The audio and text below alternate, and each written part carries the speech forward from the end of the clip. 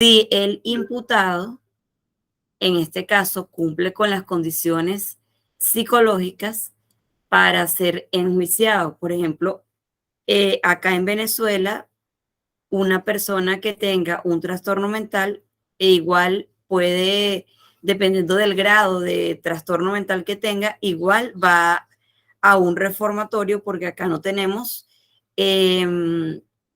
lugares especializados para tratar a los enfermos mentales.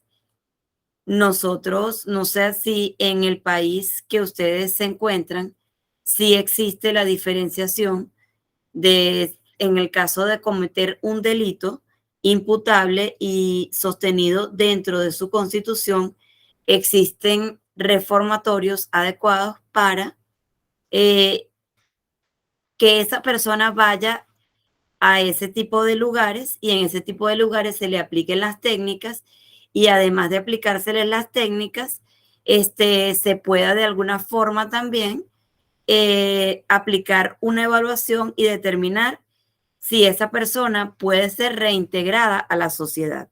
¿Existe ese lugar allá?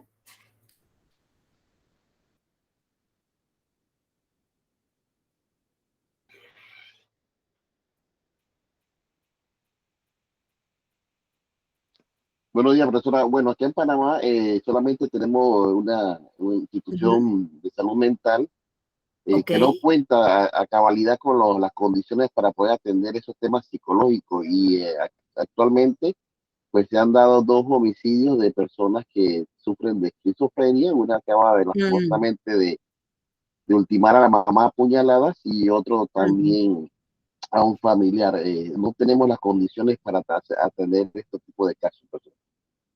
Ok, y en ese caso en Panamá, ¿cómo lo manejan? Bueno, actualmente en el juzgado de garantía, la primera persona se le dio casa por cárcel, pues, según Ok. la institución. Hay una molestia en la sociedad con respecto a este tema porque pues, la gravedad del delito y que le hayan Claro. pedido que esa medida cautelar causa en escosor, pero no se entiende pues que estas personas realmente no son imputables porque tienen una condición médica previa que se Ujú. conocen dentro de instituciones de salud. Y bueno, Ok, pues son imputables lastimosamente. La otra sí logró que se le detuviera, ¿no? Pero todo se maneja en la esfera judicial. ya. Ni siquiera está en pequeños delitos como consumo de estupefacientes, que son en mínimas cantidades, las medidas cautelares que respecto al tratamiento psicológico. En esta categoría sí hay atención médica, atención Ok, psiquiátrica, ¿no? Pero a nivel ok. de los tipos de delitos graves, capitales, así como homicidio por esquizofrenia, que es lo más común, Ujú. no sé, son muy pocos, pero lastimosamente no hay manera de prevenirlo totalmente, bajo una atención pues, adecuada. Y si Muy se bien. da a nivel privado, obviamente tiene un costo bastante alto, y si la persona no es pudiente económicamente, no va a poder atender esta condición médica. Ok. Y dime una cosa, en este caso, ¿esas personas tienen alguna supervisión desde el punto de vista familiar que les prohíban salir de las casas o que los tengan bajo algún cuidado en específico o tampoco se cumple con eso? Bueno, eso depende, como reitero, de los recursos médicos de cada hogar. Hay quienes sí tienen Ok, estas ok. facultades para poder tener las restricciones médicas y de cuidado, ¿no? Si es de Ujú. extracto bastante de escasos recursos, no creo que tengan las condiciones y depende de una indicación de salud que sea que restrinja la movilidad, la condición de salud o obliga a la persona a tomarse sus medicamentos, Claro, es muy difícil que eso se dé a nivel de institución y de personas de escasos niveles, pues. ok. Muchísimas gracias. ¿Alguna otra persona quiere participar?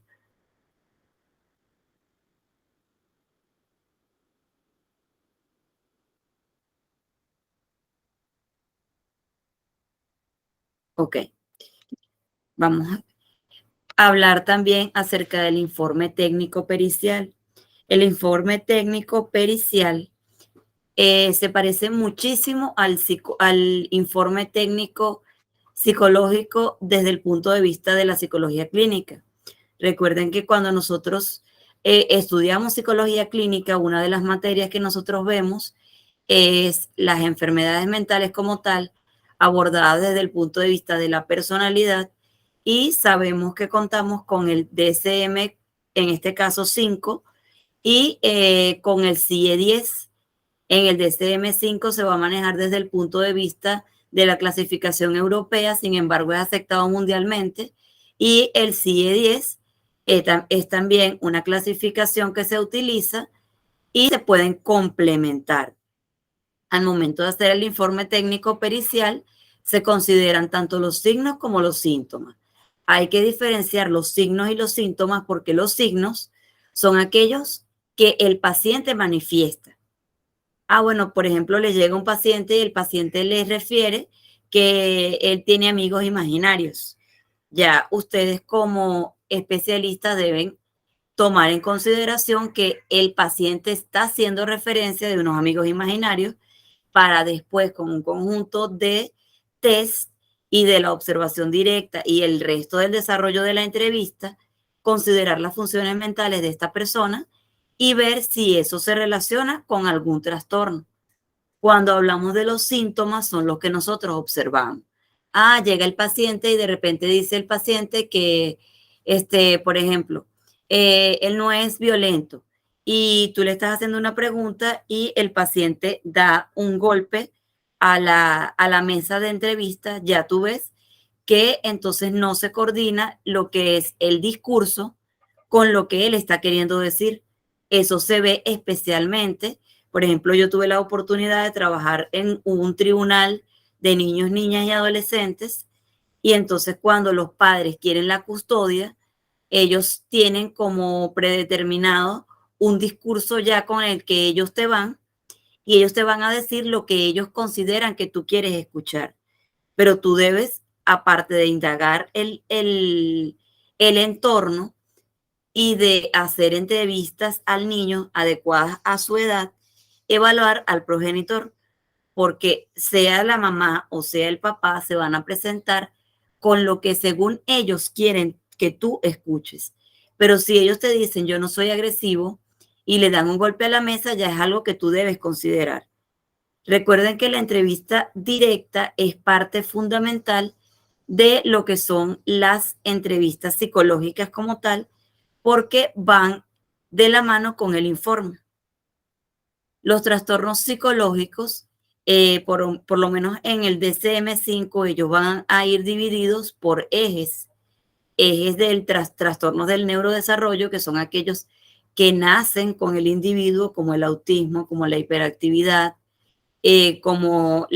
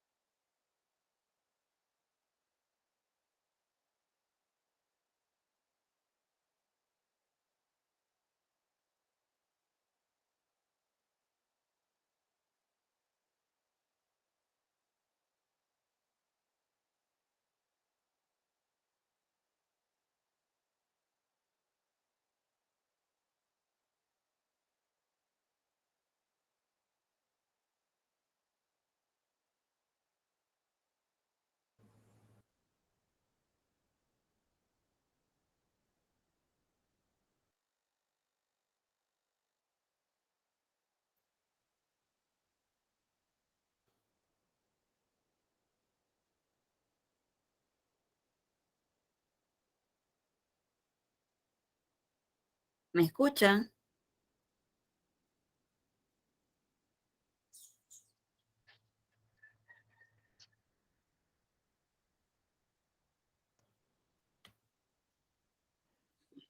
Sí se le escucha, profesora. Ok. Vi que se estaba reconectando, por lo tanto, no sé hasta dónde escucharon.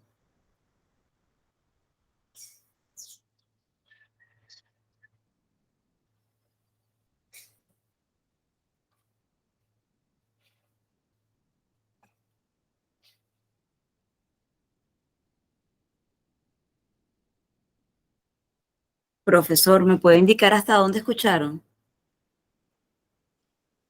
Hasta la parte donde si la persona que está siendo entrevistada golpea la mesa y está Ok, manifestando que está bien psicológicamente, quiere decir que no está bien. ok. Voy a repetir lo que estaba conversando y también me es importante que la clase no sea conductista, es decir, no solamente yo tengo la razón. A mí me gustaría que ustedes intervinieran más, sin temor a equivocarse, porque aquí todos somos adultos y aquí estamos para aprender y estamos para orientarlos en lo que puedan equivocarse. Pero si les hago preguntas, por favor, intervengan.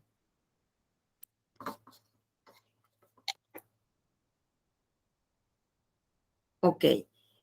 Repito entonces la parte del informe técnico pericial.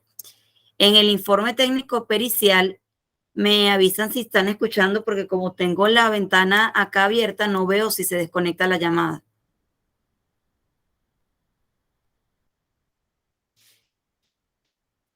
Ok.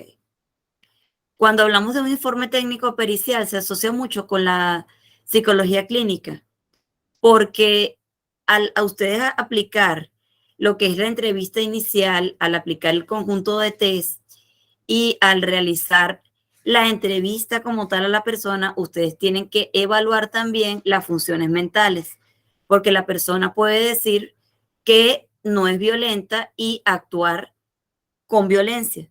Y eso ustedes como especialistas lo tienen que considerar. Como les decía, yo tuve la oportunidad de trabajar en un equipo multidisciplinario, en un tribunal de niños, niñas y adolescentes, y los padres al ser entrevistados, como era por custodia, ellos decían lo que ellos consideraban que el especialista quería escuchar para ellos poder obtener la custodia del menor. Existen diferentes medidas de protección que se toman en el caso del tribunal con relación a los padres que van a obtener la custodia. Se hacen un conjunto de pruebas, un conjunto de evaluaciones y se define lo que es la obligación de manutención, se define lo que es el tema de las visitas, se define lo que es lo que llamamos comunicación aparente, porque se supone que cuando hay una ruptura, no existe comunicación, sin embargo, si hay un menor de por medio, los papás se ven en la obligación de comunicarse aparentemente para que el niño adquiera los hábitos pertinentes en ambas casas. Hasta ahora se escucha. Sí, profe, se escucha. Muy bien, gracias. Ok. Cuando hablamos de los trastornos psicológicos asociados a la psicología forense, nosotros vamos a considerar lo que son los signos y los síntomas. Los signos son los que el paciente, en este caso, va a manifestar. Es decir, no, yo veo, de repente tengo amigos imaginarios o de repente tienen algún delirio de grandeza y se va a asociar con lo que es la parte religiosa.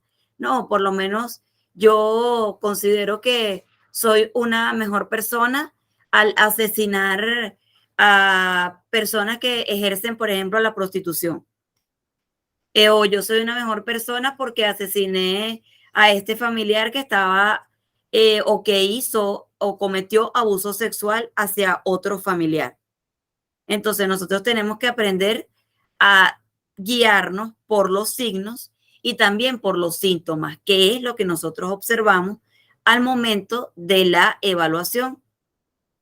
Nosotros vamos a observar al momento de la evaluación y vamos a considerar esos signos y esos síntomas junto con los resultados de los test aplicados y vamos a ubicarnos en el DSM-5, que es el manual diagnóstico para determinar las enfermedades mentales, que es con lo que trabajan mayormente en el continente europeo, pero que es el más aceptado a nivel internacional. El DSM-5 está conformado por 4 ejes. El eje neuropsicológico, el eje de lo que es los trastornos de personalidad y el eje de lo que son las enfermedades psiquiátricas asociadas con sustancias, sean sustancias médicas, sustancias alcohólicas o drogas ilegales.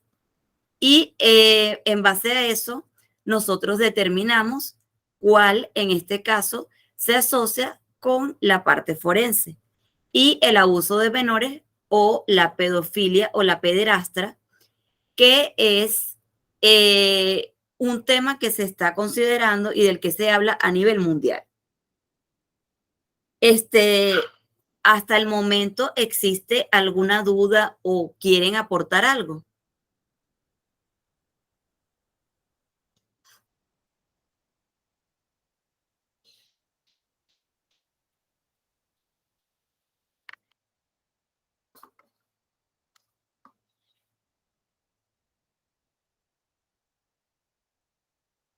Al parecer no, profesora, estamos bien. Ok, muy bien. Vamos a continuar entonces.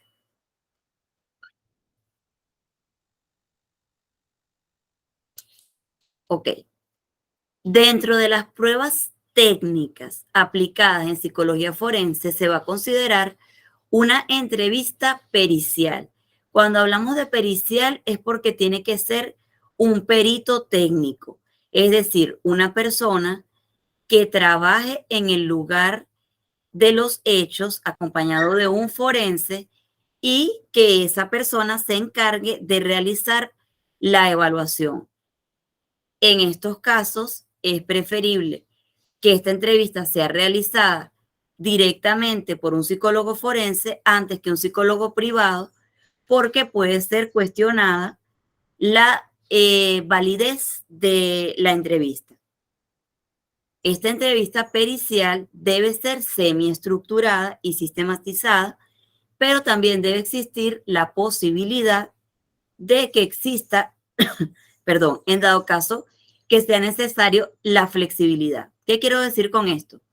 Cuando nosotros hacemos una entrevista semiestructurada, la podemos hacer abierta con preguntas dicotómicas, es decir, sí y no, o la podemos hacer polifacética, es decir, con respuestas policotómicas, que quiere decir con frecuencia, con poca frecuencia, casi nunca o nunca. Una entrevista semiestructurada puede ser también abierta, en la cual ustedes realicen, de acuerdo a las instituciones donde laboren, entrevistas con preguntas ya establecidas y sistematizadas que aborden el tema. Sin embargo, si ustedes necesitan ahondar un poco más en el tema, estas preguntas las pueden hacer un poco más abiertas. Lo que se quiere es que tengan un formato ya predeterminado. En algunas instituciones ya tienen un formato preestablecido y se basen en ese formato. Se hace una exploración psicobiográfica en el que se le va a hacer un estudio del entorno en el que la persona se encuentra. Cuál es su condición socioeconómica, con quién habita la persona, si tuvo una familia funcional o disfuncional, cómo fueron los antecedentes pre, post y perinatales, es decir, si hubo alguna complicación, a qué edad caminó el individuo, a qué edad fue desarrollando las funciones biológicas que se consideran dentro de los estadios evolutivos de Jean Piaget normales. Se va a considerar también el examen del estado mental actual de la persona. Generalmente yo coloco, cuando hago un informe, coloco una nota marginal en la que se dice que para el momento de la evaluación, la persona cumplía con los criterios necesarios para aprobar o para desestimar el estado mental actual de la persona. ¿Por qué se hace esa nota marginal?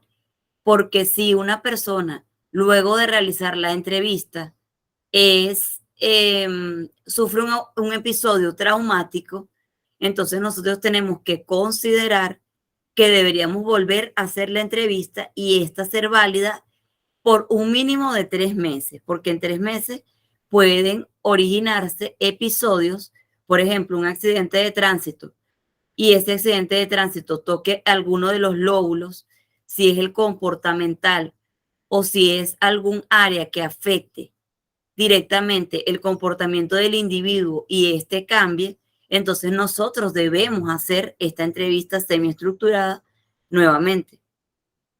Y otros aspectos que sean relevantes y que se relacionen con el hecho. Otra prueba que se debe realizar de manera obligatoria es la observación directa. Y esta se realiza desde que el paciente entra al lugar de la evaluación. Si viene vestido de forma adecuada, si la persona se encuentra en condiciones óptimas, adecuadas. Cuando hablo de condiciones óptimas, adecuadas, es el nivel de presencia que tiene la persona.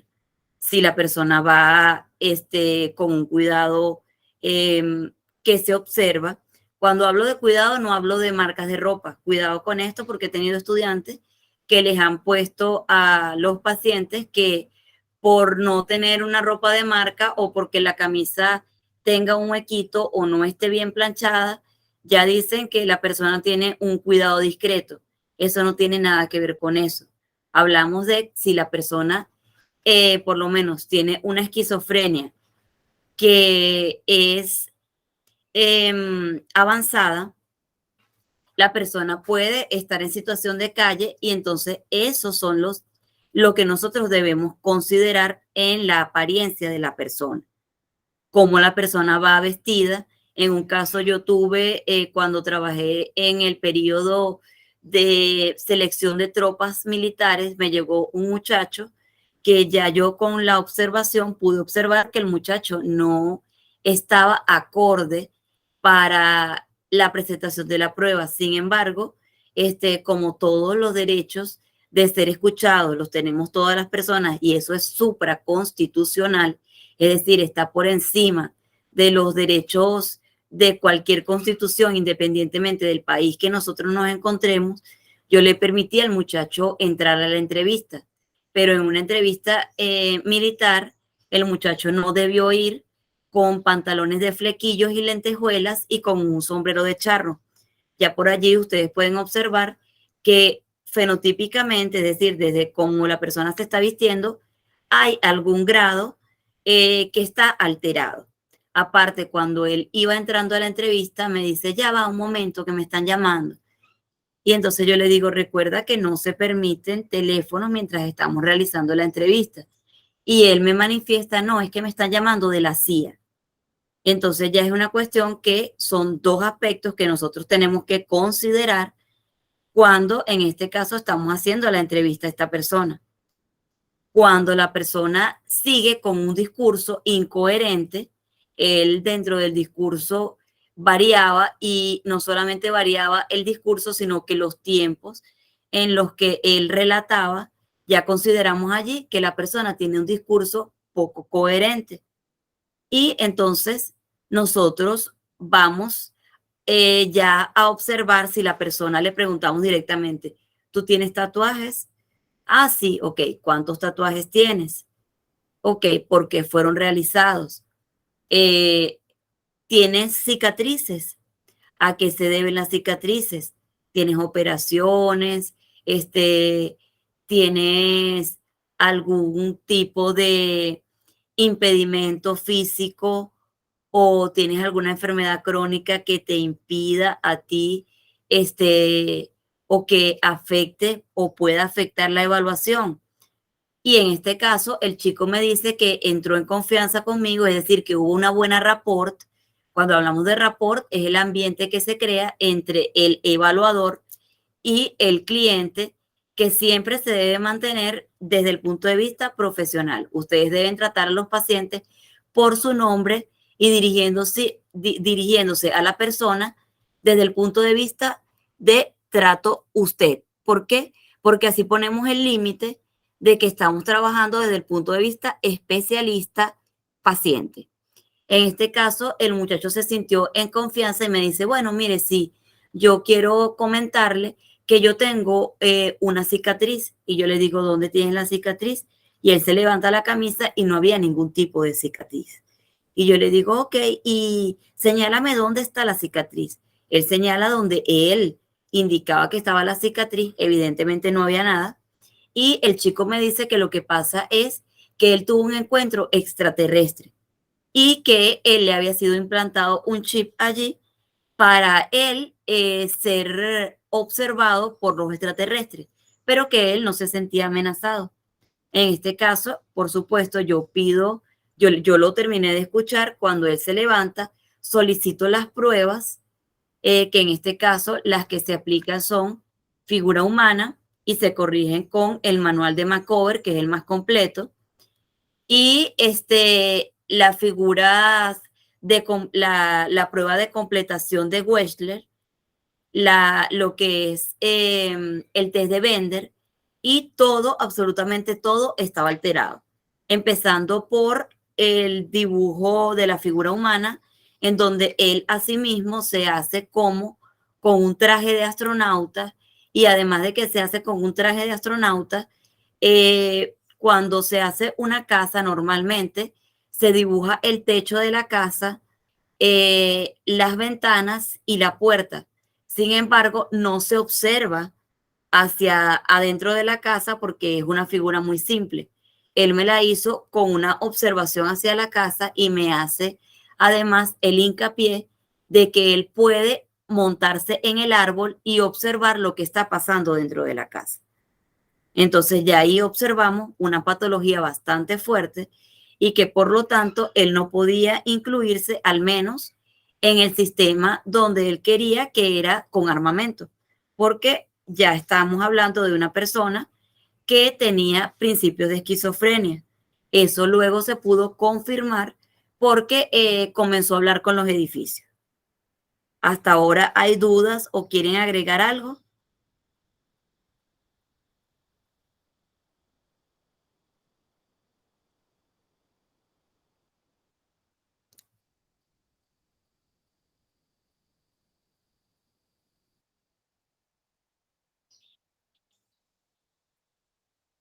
Cristi, Alexis, Vanessa, Stephanie, Alexis, Bredis. Y aquí hay 3 personas más. Vamos a ver si puedo observar los nombres. 5 personas más, pero no puedo observar los nombres. Interesante. Doctora, se ha desenvuelto muy bien las explicaciones y la ejemplificación dan lugar a que uno quede claro. Ok, muy bien, Alexis. Gracias por responder. Vamos a continuar entonces.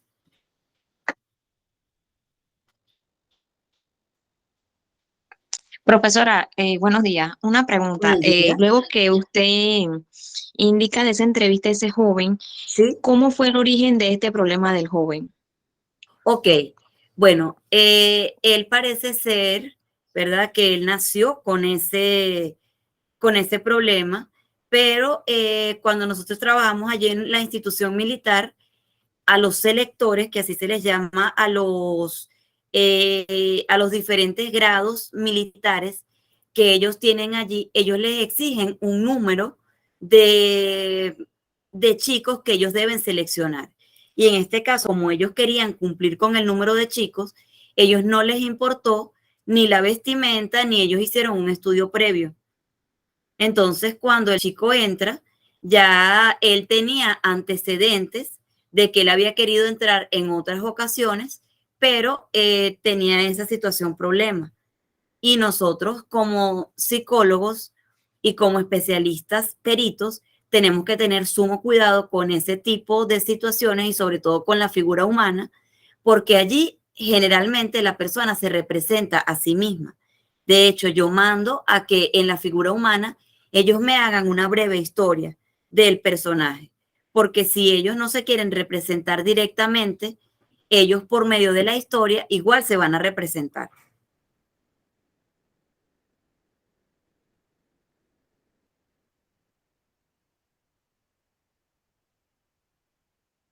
¿Sí quedó claro, Aime?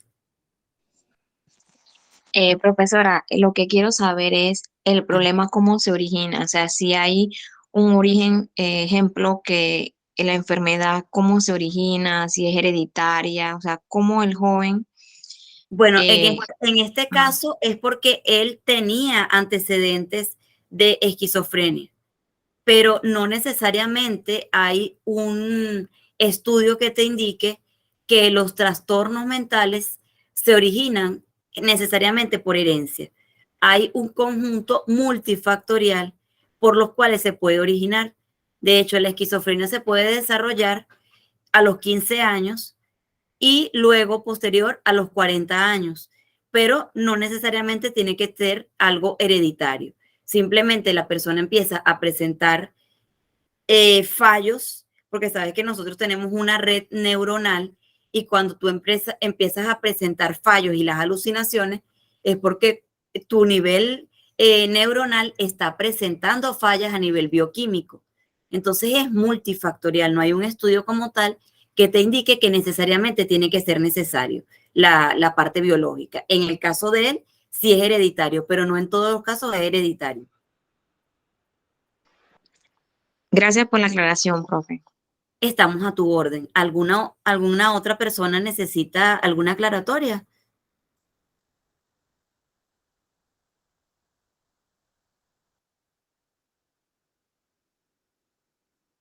No, profesora, pero sí voy a hacer un aporte. Sí, Para muy bien. mí es muy importante tener claro Sí, la diferencia entre los actos criminales cometidos por una persona que tenga una condición médica psiquiátrica a aquellos sí, que tienen una distorsión de las conductas éticas y morales de la sociedad.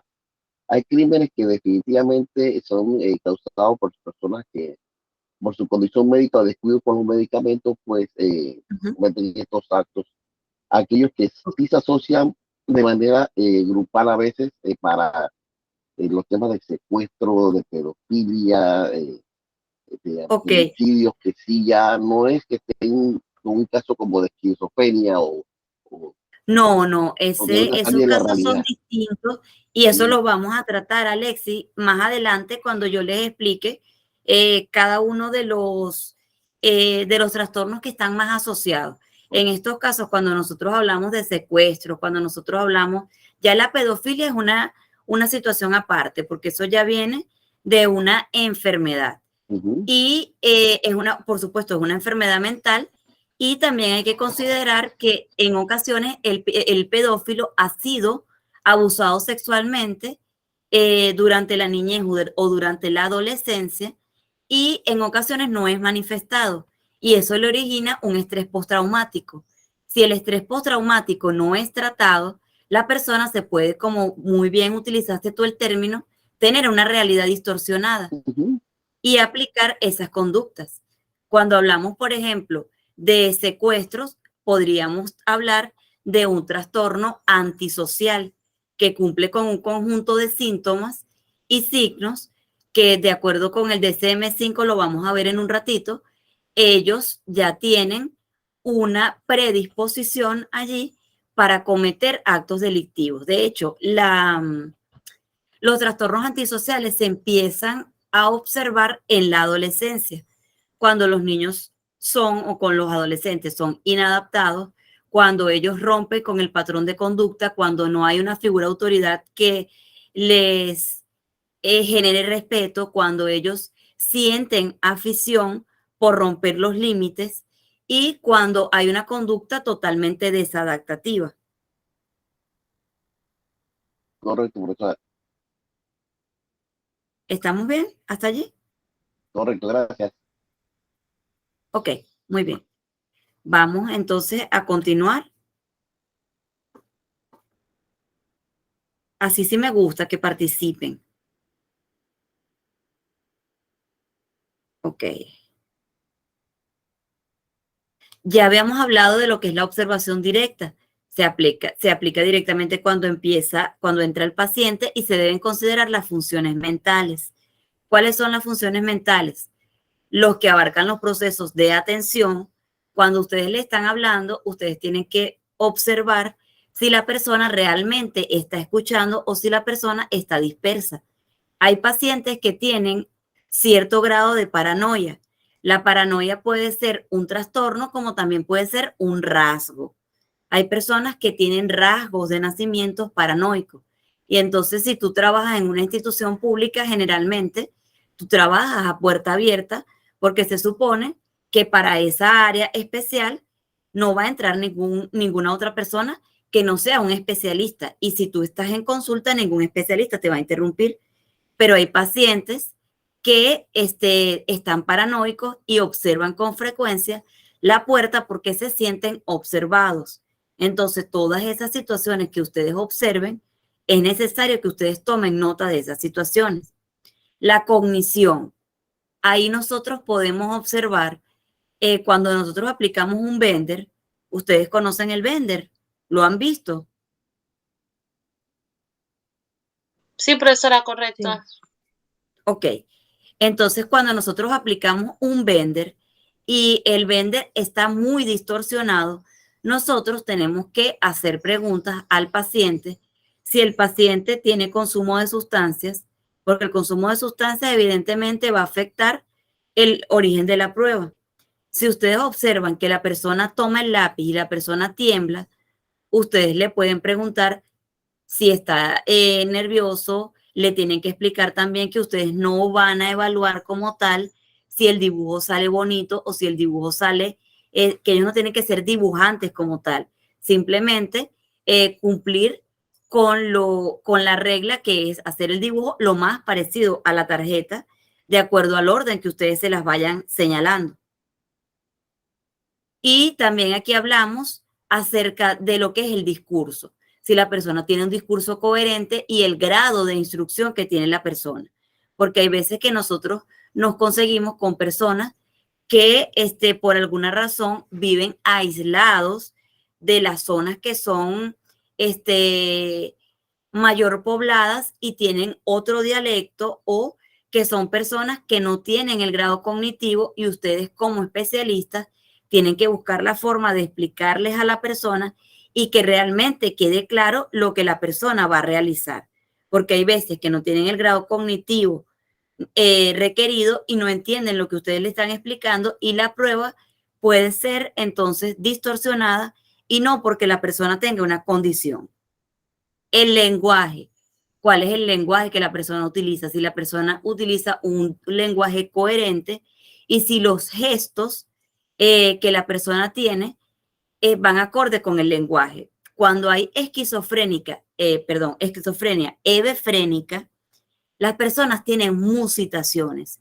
¿Qué son las musitaciones?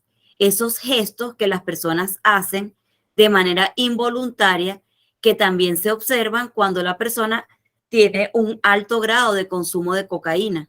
¿Sí lo han visto?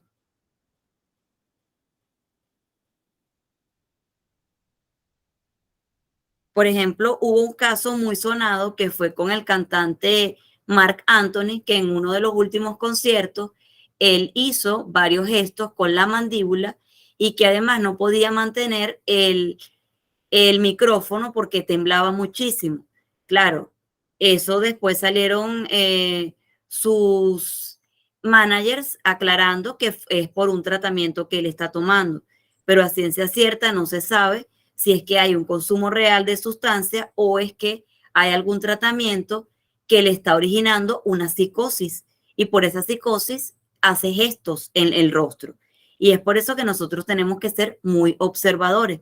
Por mucho que nosotros anotemos, nosotros tenemos que dedicar también parte a observar el paciente mientras el paciente nos hace el relato.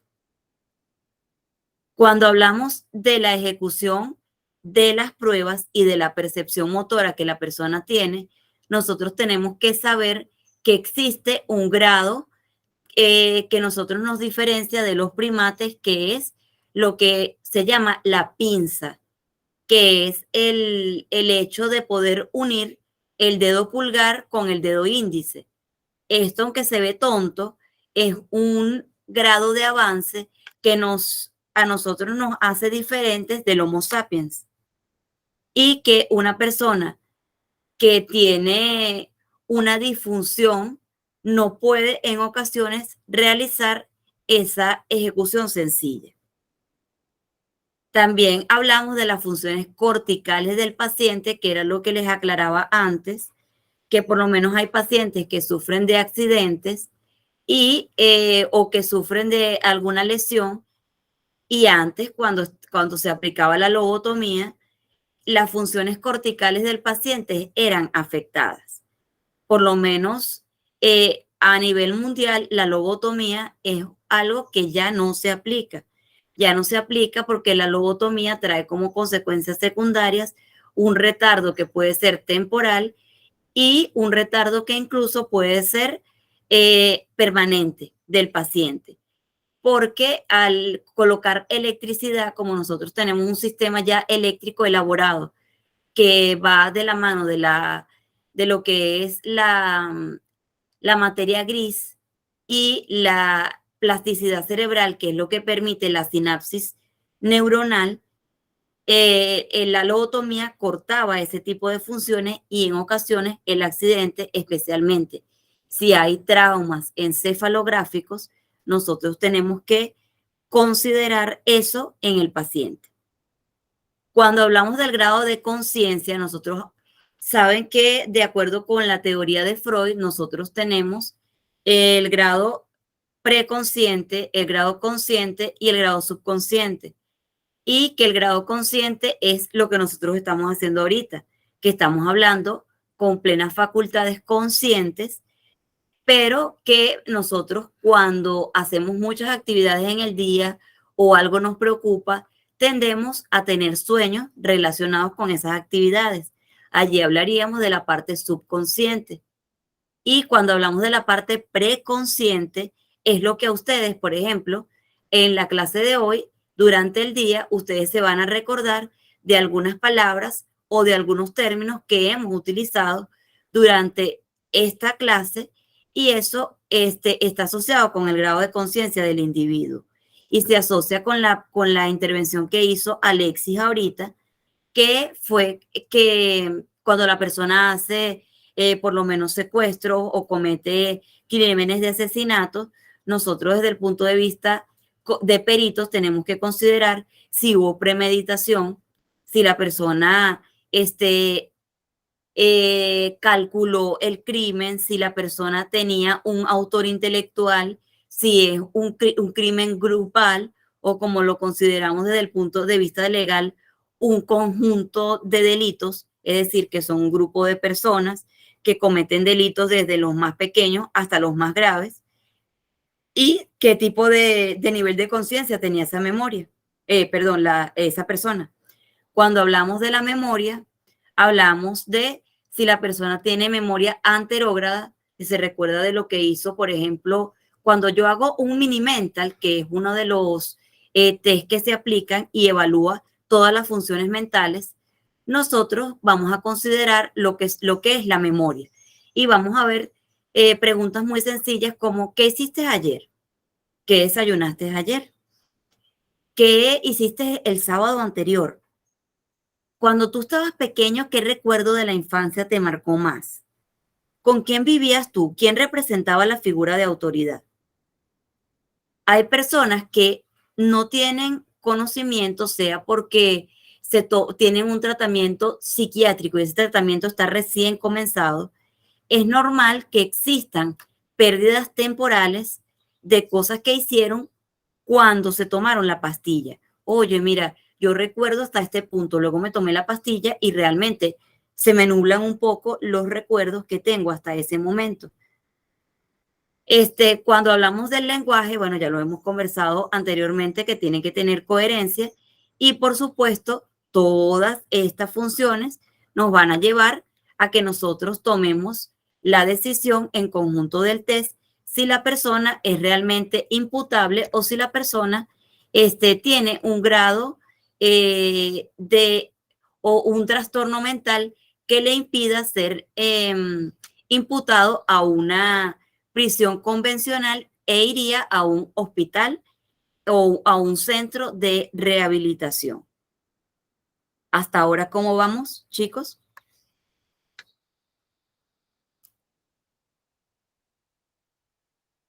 Bastante bien, profesora. Muy bien, profesora, Muy muy bien. Ok. Wilmar, ¿cómo vamos contigo? Profesora, muy interesante lo que estaba planteando sobre el lenguaje. Ok. ¿Tienes alguna duda, Wilmar, sobre lo del lenguaje? No, profesora, todo clarito. Gracias. Ok. Bredis, ¿cómo vamos?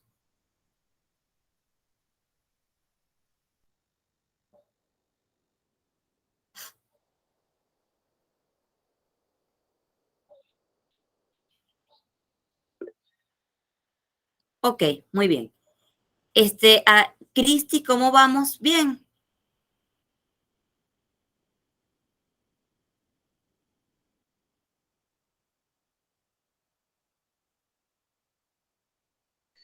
Muy bien, profe, muy bien.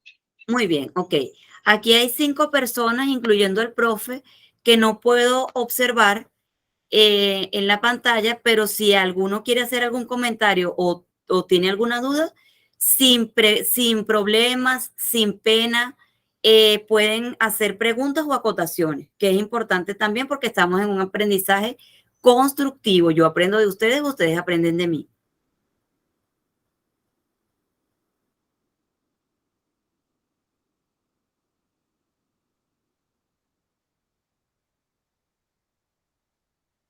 ¿No? ¿Vamos bien? Vamos a continuar entonces. Aime, ¿vas bien? Sí, profesora, gracias. Ok, muy bien. Vamos a continuar entonces.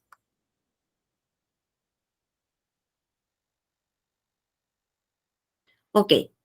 Es necesario analizar las repercusiones jurídicas de los trastornos mentales, la diferenciación que puede existir en relación al contexto de aplicación clínico o judicial y al objeto o la demanda asistencial o pericial que marcan características propias del proceso de evaluación psicológica en los diferentes ámbitos. Eso citando a Ackerman en el 2010. Cuando nosotros como peritos nos presentamos en un juicio, generalmente los abogados defensores hacen preguntas e incluso ellos hacen inferencias, lo que a nosotros nos permite aportar allí es con base a lo que nosotros podamos haber evaluado. Nada subjetivo, todo en base a las pruebas o a los instrumentos que nosotros hayamos aplicado.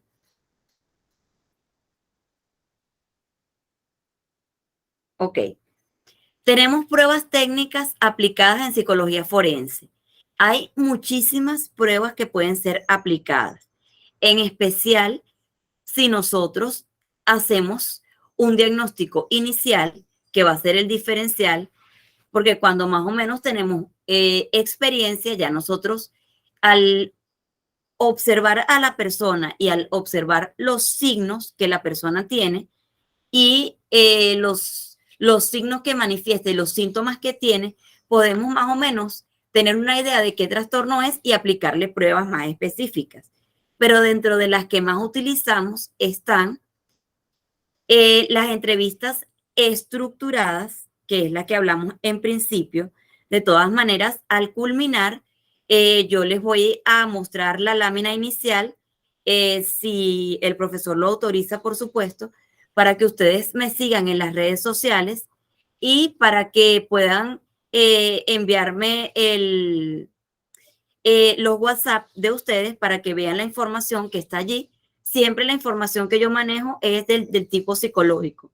No van a ver información, bueno, en algunos casos jurídicos, porque como soy abogado también, información jurídica. Pero por allí me pueden contactar en caso tal de que ustedes tengan alguna duda, y yo no tengo problema en enviarles un formato de lo que yo utilizo para lo que es el examen mental, para lo que es la historia clínica, y ese formato, como les digo, eso es personalizado, ustedes lo adaptan a la institución a donde ustedes trabajen, o incluso si trabajan particular, a la necesidad que ustedes tengan. En el entorno clínico se han realizado en los últimos años instrumentos de evaluación cortos y específicos que cuentan con buenas propiedades, en especial si son psicométricos, porque recuerden que en principio, cuando la psicología no era considerada como ciencia, no había instrumentos de evaluación para medir, porque nosotros no podemos evaluar cuánto queremos o cuánto odiamos a una persona por medio de una inyectadora, por ejemplo. Vamos a ver cuánto grado de amor hay aquí o cuánto grado de odio hay aquí. Por lo tanto, existen pruebas psicométricas que están aprobadas a nivel mundial, y esos test nos permiten, desde el punto de vista estadístico, tomar en consideración una media y determinar si realmente existe allí alguna diferenciación. La entrevista, el test o los diferentes tests, la observación, los informes médicos que generalmente los hacen los médicos peritos o los psiquiatras peritos, los psicológicos y los antecedentes familiares.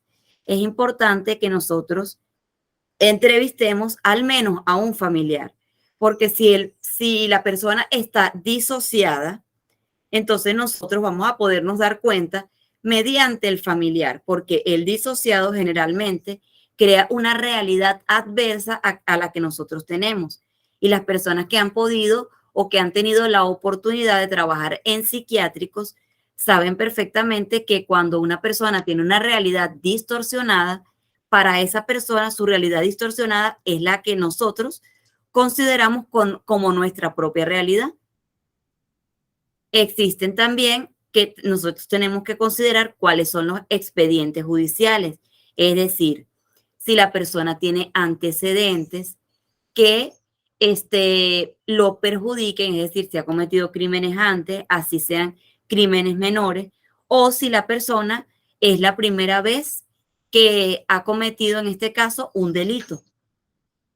El historial clínico del paciente, si el paciente tiene, ha sido internado alguna vez en algún psiquiátrico, si la persona toma algún tratamiento, si la persona actúa diferente en su casa o en el lugar del trabajo, si la persona se aísla, cómo es el comportamiento como tal de la persona, y si la persona además tiene dentro de su conjunto familiar antecedentes clínicos que puedan considerarse, por lo menos cuando se diagnostica el Tourette, que es el síndrome que tiene el Guasón, no sé si lo conocen, que es un conjunto de características que la persona no es consciente o no controla movimientos involuntarios. En el caso del Guasón es la risa, pero yo tengo un paciente que tiene Tourette y el movimiento involuntario es levantar el hombro como si hiciéramos el gesto de no me importa. Y se diagnostica precisamente por un antecedente familiar, aparte de todas las pruebas que se le realizaron, en el que la tía tiene antecedentes de un trastorno que es obsesivo compulsivo. Las personas que tienen trastornos obsesivos compulsivos se relacionan o tienen un antecedente, y de hecho lo pueden buscar en el DSM-5 o en el CIE-10 al diagnosticar un Tourette. Lo que pasa es que el Tourette es una de las enfermedades que son poco comunes. La actitud del sujeto durante la evaluación.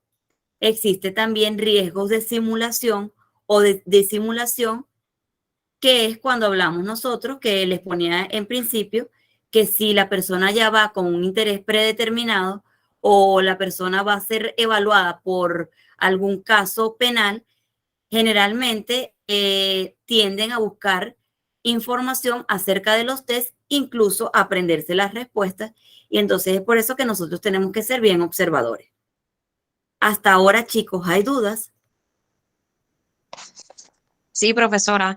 Muy bien. Quería hacer quería que si usted podía ampliar un poco más la información sobre el síndrome de Watson. Me llama la atención, lo que pasa es que no soy psicóloga, soy abogada, y me llama Ok. la atención sobre eso. Gracias. Ok.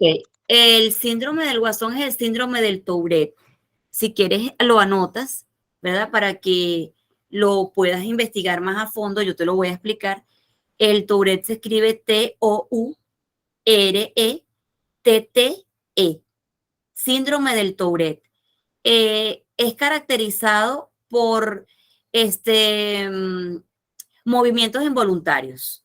En el caso del Guasón, bueno, como ustedes saben, los que han visto la película, los que no han visto la película, el Guasón tiene una risa compulsiva, que en un principio yo pensaba que él era un trastorno obsesivo compulsivo. De hecho, creo que tiene una mezcla allí, aparte del Tourette, tiene un trastorno obsesivo compulsivo. Y tiene cierto grado, él no tiene esquizofrenia, pero sí tiene rasgos de esquizofrenia. Hay que diferenciar lo que son rasgos de lo que son las patologías como tal.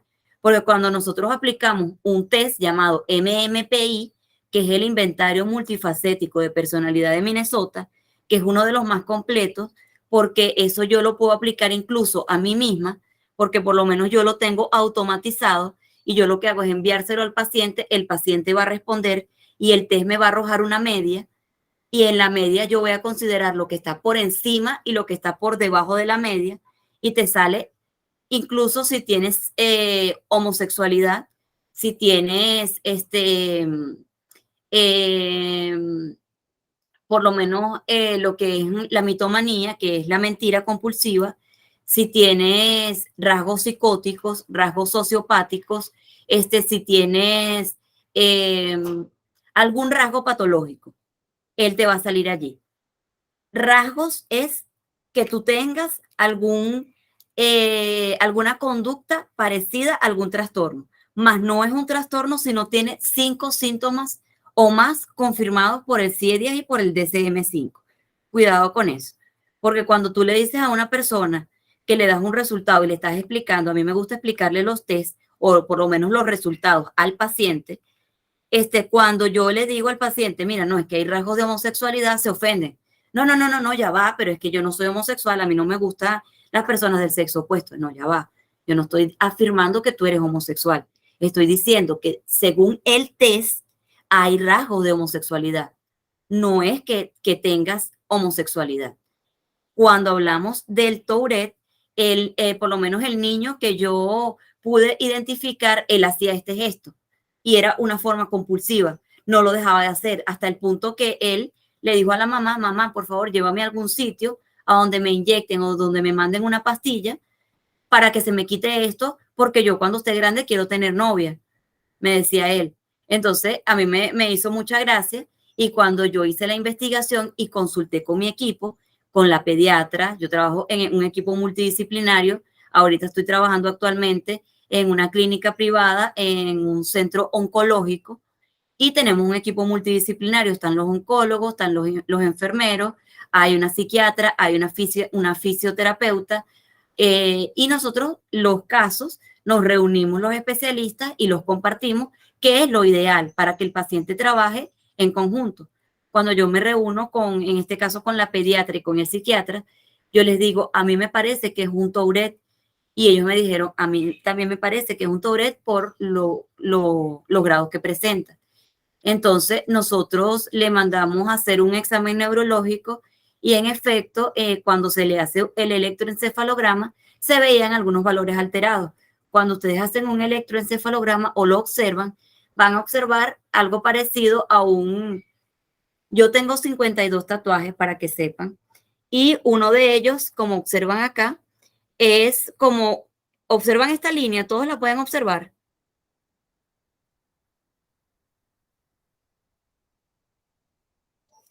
¿La observan bien? El brazo, en mi caso lo veo fuera de la cámara. Si lo acerca un poco más hacia el centro. Igual que el acerca un poco. compañero, ahora un poco más. Sí. Ahora sí, perfecto, por ahí. Ok, Vamos. Sí, se observó. es correcto. Esa línea es la que se observa en los, electroencefalogramas y los electrocardiogramas, que nos hace observar que si hay picos altos o hay picos bajos, puede haber trastornos del sueño o puede haber déficit de atención, hiperactividad o en el caso del niño había el Tourette. Entonces, cuando nosotros concluimos que realmente había un Tourette, el niño fue medicado por el neurólogo. Afortunadamente, él lo que tiene son 5 años y ha disminuido muchísimo lo que son los movimientos involuntarios. Ya él no se le va a desarrollar más de ahí a menos que incumpla con el tratamiento, porque el Tourette no se cura.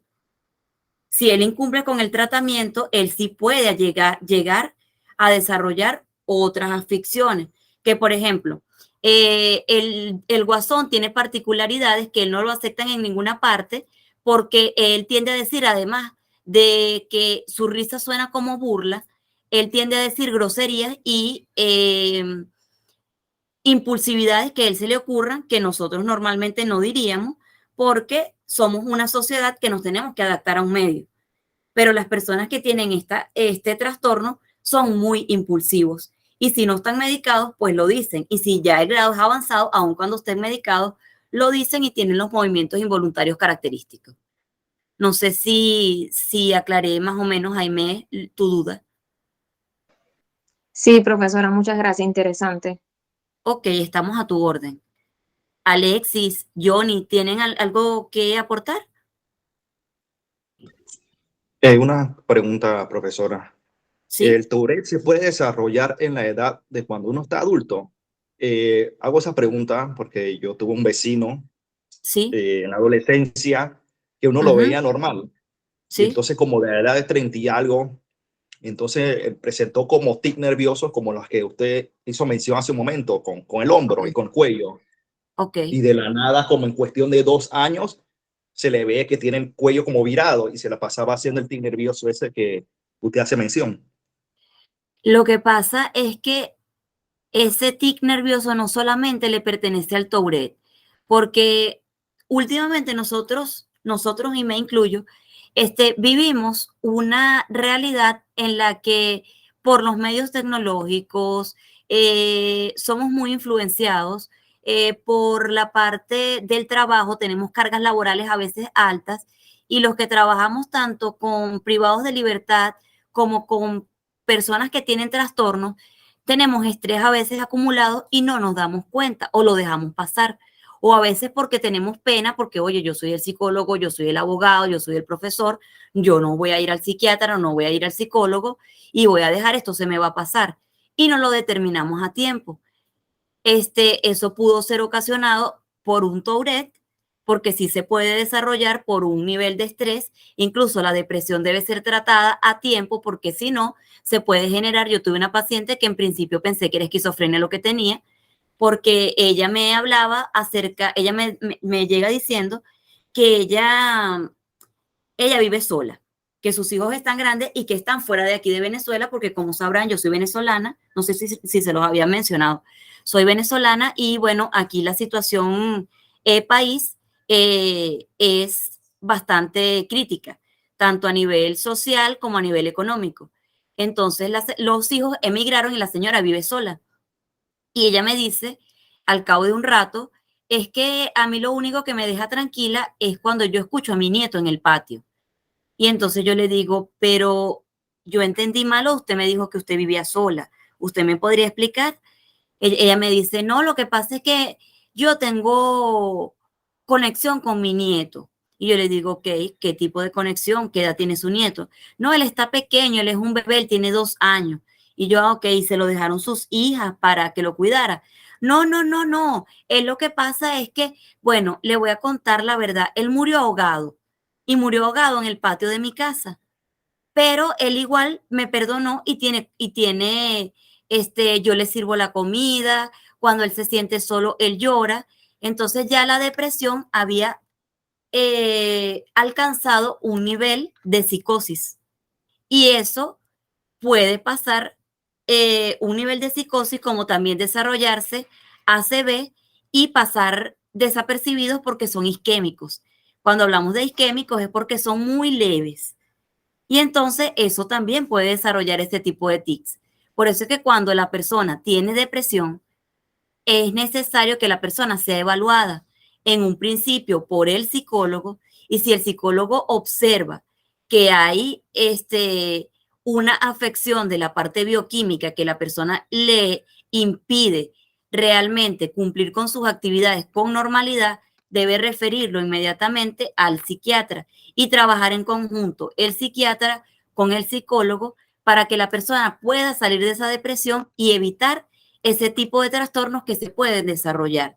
Entonces no te sabría decir si es un Tourette como tal o fue un estrés postraumático y él lo asoció con eso, o pudo haber un derrame leve y tiene alguna inflamación en el cerebro que le hace que tenga movimientos involuntarios.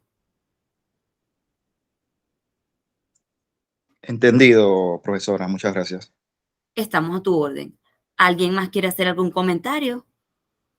Pregunta, profesora, diga, Qué el bueno. otro manual que se usa en conjunto con el DMS5, ¿cuál es? El CIE 10. Trémelo, por favor. CIE-10. Ok, De todas gracias. maneras, como les indico, si el profesor al finalizar la clase me autoriza, yo les dejo mi número de teléfono y les dejo mis redes sociales para que ustedes puedan seguir mi trabajo y me envían por allí sus correos y yo no tengo problema en enviarles el DCM5 digitalizado, el CIE 10 digitalizado y lo que les dije de de la historia clínica, de los formatos, para que ustedes tengan un formato base. Profesora, en un momento lo voy a ingresar al grupo para que usted pueda ir a intervenir. Ah, ok, perfecto, profesor. Muchísimas gracias. Ok, muy bien. Ok, Buenos vamos a días a continuar. todos. Hola, Hace, Estefanía, buen día. hola. Bueno, yo sí soy psicóloga en la universidad, pues a Muy mí bien. cuando nos tocó la parte de las clasificaciones del DCM5, sí nos Sí, enseñaron, basándome en lo que mencionó el compañero, que los trastornos de neurodesarrollo, pues, o sea, su aparición es a la edad temprana, precisamente se le llama neurodesarrollo porque viene a la parte del desarrollo neurológico del niño, pues. sí, desde el Entonces, feto, desde el tercer mes de gestación. Muy bien, exactamente. continúa. Entonces, en esta clasificación, pues aparecen lo que viene siendo autismo, déficit de atención y el Muy Tourette está bien. ahí, como tú lo mencionas, es una enfermedad exclusivamente rara. Ajá, Entonces, por eso es muy raro que una persona desarrolle Tourette en la adultez porque tiene y ajá, siempre va a ser desarrollada de pequeño, porque es la ok, parte del neurodesarrollo. Entonces, esta parte sí es un poco rara. Nunca había escuchado que una persona desarrollara Tourette en la adultez o por efecto de un trastorno postraumático. ok, Siempre se me enseñó que era en la parte de la niñez. Entonces, sí me sorprende un poquito. Me gustaría investigar sí, o me gustaría saber más de esta parte porque sí he ok, sabido que hay sí, niños que desarrollan esquizofrenia a raíz de un divorcio problemático con sus padres. sí, También han desarrollado esquizofrenia a raíz de situaciones pues traumáticas durante la vida, porque inclusive la esquizofrenia no tiene una base, no tiene una base biológica, ni social, ni correcto, ambiental, no tiene nada. No, hasta el sol de hoy no se sabe de dónde proviene correcto. la esquizofrenia y son muy pocos los estudios Ujú. que respalde de dónde viene. Entonces sí me importaría un poquito más saber esto de si el Tourette puede ser causado debido a situaciones ambientales o traumas que haya tenido el individuo. Ok, mira, lo que pasa es que, como yo les explicaba en principio, nosotros cuando hacemos una evaluación, porque cuando ustedes hacen un electroencefalograma, bueno, el neurólogo, cuando el neurólogo hace el electroencefalograma, a pesar de los avances científicos que nosotros no hemos tenido, ustedes pueden observar que por lo menos nosotros podemos estar contentos porque hoy estamos aprendiendo de todo un poquito, ¿verdad? Pero mi emoción se va a reflejar en alguna parte del cerebro que a lo mejor no se va a reflejar en Estefanía, ni en Johnny, ni en Aimee, ni en Alexis, ni en Bredis, sino que se va a desarrollar o no a desarrollar, se va a demostrar por medio de los contrastes en zonas diferentes. Y por eso es que cada organismo es distinto. El cerebro es una estructura muy compleja de la cual no se sabe todo acerca del cerebro. Y cada caso que nosotros hacemos es un caso individual. Exactamente lo que tú dices, los trastornos del neurodesarrollo, como su nombre lo indica, son del neurodesarrollo. Y por eso es que es tan importante que las mujeres tomemos la precaución de tomar lo que es ácido fólico, hierro, evitar bebidas alcohólicas, consumo de sustancias, incluso el ibuprofeno está prohibido tomarlo durante el embarazo, porque durante el tercer mes de gestación se desarrolla el tubo neural. Allí se pueden desarrollar diferentes patologías, lo que es la espina bífida, que es cuando el niño no puede mover las extremidades inferiores. Se puede desarrollar el autismo, se puede desarrollar el déficit de atención, el retardo mental, el Tourette. Sin embargo, hay estudios, ¿verdad?, que indican que el Tourette se podría desarrollar por un estrés postraumático. Sin embargo, a lo mejor no hablamos de un Tourette como tal, sino de rasgos de Tourette. Por eso le explicaba a Johnny que hay que investigar los casos porque no sé si a ustedes les ha pasado que por lo menos si ustedes dicen que son psicólogos en una fiesta, más de uno les dibuja en una servilleta y les dice, ay, mire, ¿qué significa? Y entonces nosotros no podemos evaluar solamente por lo que observemos. Para nosotros poder hacer un diagnóstico, nosotros tenemos que tener la responsabilidad suficiente de evaluarlo y además de evaluarlo, tener los test que nos indican a nosotros que realmente es ese el trastorno que nosotros tenemos. Podemos percibirlo como ese, pero pueden ser muchas las causas.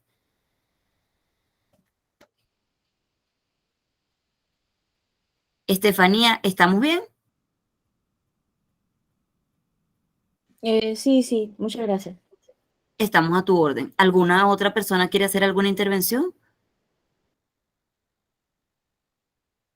Tenemos tiempo, así que no hay problema si algún otro quiere hacer un aporte o tiene una duda. ¿No? Doctora, Bueno, vamos. disculpe, buenos ¿Sí? días. Doctora, en cuanto al Tourette, bueno, no es mi área, pero si hay personas que, como usted dice, tienen esos movimientos involuntarios, Ajá. totalmente se le es atribuible a algún problema psicológico o sería en todo caso neuronal para la Mira, persona. lo ideal es que se trabaje en un equipo multidisciplinario. Primero se debería determinar la parte comportamental. De hecho, cuando yo evalúo niños, yo tengo una especialidad en terapia cognitivo-conductual de pareja. Sin embargo, yo atiendo población, niños, adolescentes, adultos, jóvenes, adulto mayor, porque he trabajado en instituciones y me he capacitado para eso. Yo soy psicólogo clínico, como les dije en principio, ¿verdad? Abogado y docente graduada. Cuando nosotros evaluamos, la evaluación debería ser de la siguiente manera. Nosotros deberíamos determinar primero la parte psicológica, es decir, si existe realmente algo comportamental allí que nos esté afectando. Cuando yo evalúo niños, primero tengo entrevistas con los papás. ¿Por qué? Porque hay veces que me llegan niños que no tienen ningún trastorno y los papás insisten que tienen un trastorno, pero se debe es precisamente a que esos niños tienen o no tienen hábitos en el hogar. No hay un horario de comida, no hay un horario de cena, no hay un horario para conversar y entonces está este aparatico que nosotros lo utilizamos a toda hora y también los niños tienen acceso a eso.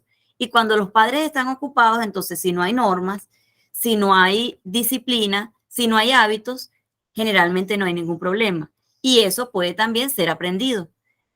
Cuando hablamos de una persona adulta, tenemos que evaluar la parte comportamental, a ver si es que esa persona sufrió un estrés postraumático y de allí hacemos la remisión, sea al neurólogo, al psiquiatra o al especialista que se encargue de determinar si ya no es comportamental. Ok, muchas gracias. Ok, estamos a tu orden. ¿Algún otro o continuamos? Vamos a continuar.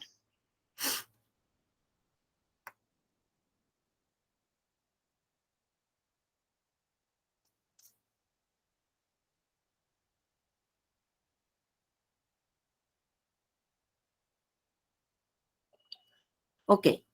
Las pruebas técnicas aplicadas en psicología forense son la entrevista clínica, que consta de lo que es la anamnesis. ¿Qué es la anamnesis? La anamnesis es el conjunto de datos que nosotros recabamos cuando le preguntamos al paciente sus datos: nombre completo, apellido completo, identificación, dónde vive actualmente, un teléfono de contacto de algún familiar, los antecedentes peri, post y prenatales que tiene la persona, porque recuerden que hay ocasiones en las que el feto viene en posición horizontal y entonces tienen que hacer maniobras si no le hacen cesárea, o la madre se tarda mucho en dilatar y viene con el cordoncito umbilical enredado y a veces eso le ocasiona por segundos asfixias y eso puede generar trastornos. No siempre lo genera, pero generalmente déficit de atención se generan aparte de la formación del neurodesarrollo por ese tipo de circunstancias. También debemos conocer si tiene pacientes si tiene familiares con antecedentes psiquiátricos, si tiene familiares con antecedentes psicológicos, si ha sido internado alguna vez, cuál es el motivo de la consulta actual, cuál es su versión de los hechos, cómo pasaron los hechos. Consideramos también el área laboral, es decir, si la persona es sociable, si la persona se adapta fácilmente, o si la persona te dice, no, bueno, es que en esto que va de año, que llevamos solo 3 meses, ya me han votado de 6 trabajos. Oye, ya tú allí consideras, o sea, no pueden ser los 6 trabajos los que te han equivocado, es que la persona no se adapta al ambiente, o los trabajos están relacionados, o la persona tiene alguna dificultad que no le permite adaptarse a los trabajos que está él manifestando como tal. Entonces, otro de los aspectos que nosotros debemos considerar es el factor familiar. ¿Quiénes habitan en la casa? ¿Cuáles son los hábitos de convivencia en el hogar? ¿Hay normas de convivencia? ¿Cuáles son los hábitos que tú adquiriste? ¿Cuáles son los patrones de conducta? Yo, por ejemplo, me especializo en cognitivo conductual y el cognitivo conductual trabaja con la modificación de los patrones de conducta. ¿Qué son los patrones de conducta? Cuando nosotros nacemos en cero, y eso mismo lo cito de Freud, es decir, no nace un niño con ningún tipo de hábitos, nace un niño que aprende a manipular por medio del llanto, que aprende a manipular por medio de pucheros. De pucheros es cuando ponen la boquita arrugadita y entonces empiezan a hacer gestos como que van a llorar. Aprenden a manipular para obtener lo que ellos quieren. Eso Freud lo llamaba pecho bueno y pecho malo, porque saben que cuando las madres amamantan, hay un pecho donde sale más leche y donde los niños se sienten más a gusto y más alimentados y ellos lo asocian con que ese es el que más les gusta. Y el otro pecho les cuesta más agarrarlo. Nosotros debemos saber cómo son esos patrones de conducta que, por supuesto, a medida que nosotros vamos creciendo, esos patrones de conducta se van modificando.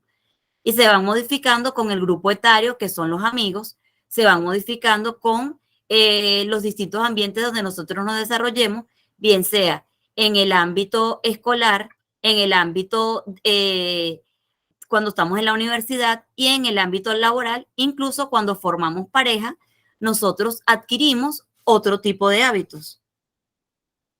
Posteriormente vamos a realizar lo que es el diagnóstico diferencial, que es lo que nosotros presumimos por lo que hemos visto en la entrevista, pero aún no hemos corregido el test, y por lo que él nos manifiesta que es, y luego de realizar los tests y corregirlos, hacemos lo que es el diagnóstico de acuerdo con el manual, sea el DSM-5 o el CIE-10. Una vez que tengamos eso, hacemos las conclusiones, las recomendaciones y si hay que hacer una referencia, se hacen las referencias. los test aplicados, generalmente está el test de Bender, que son un conjunto de figuritas. Déjame ver si los tengo a la mano para mostrárselos acá.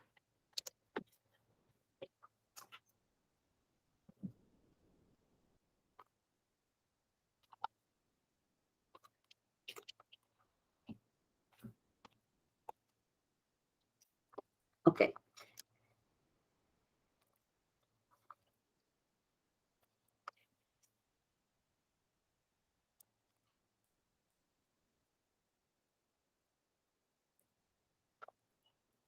Esto es el test de Bender. Esta es la primera figura y las indicaciones que se le dan al paciente es, se le coloca la hoja en forma vertical, es decir, de esta manera, y se le dice, me vas a dibujar estas figuras que yo te voy a mostrar lo más parecido posible. A continuación está la otra figura, que son una especie de puntitos. Allí nosotros tenemos que observar si la persona es muy minuciosa. Hay personas que piden contar los puntitos y se les puede permitir siempre y cuando se tome la anotación de eso, porque eso indica que son perfeccionistas. Como pueden observar, aquí son puntos. Aquí, a diferencia de lo anterior, son círculos. Y eso también se computa. Cuando hablo de que se computa, es que se toma en consideración. Porque si en el otro me hizo circulitos y no puntitos, eso tiene un manual de corrección y tiene su significado. Y si me hace en este lado los puntitos en vez de los circulitos, eso tiene un manual de corrección y también es computado.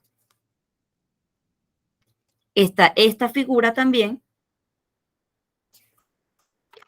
Está esta figura.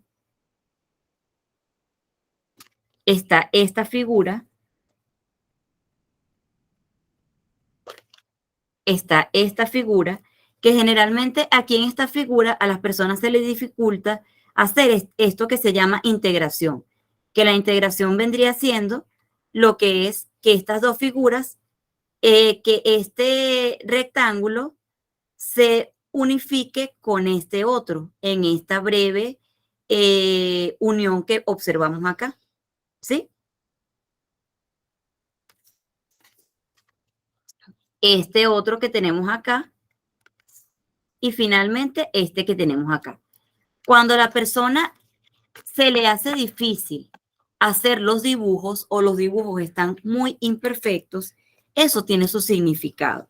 Y por eso es que yo les digo que es sumamente importante que ustedes pregunten a la persona si tiene tatuajes, si los tatuajes tienen algún significado y eso sí, cara de póker todo el tiempo. No es que si tiene un tatuaje que a ustedes no les parezca porque ustedes tienen una creencia religiosa o porque ustedes no están de acuerdo con tatuajes o por lo que sea, ustedes tienen que salirse del rol de personas y convertirse en un rol de psicólogos o, bueno, de los psicólogos porque los abogados no aplican este test, pero es bueno que lo conozcan para que sepan en un juicio de lo que se habla. Pero de los psicólogos, cuando les aplican este test a los pacientes, no hagan ningún tipo de gesto, porque eso es una variable. Ustedes así se sorprendan, ustedes lo observan y toman nota. Acá también les voy a mostrar este test, que aquí tenemos el baremo de corrección.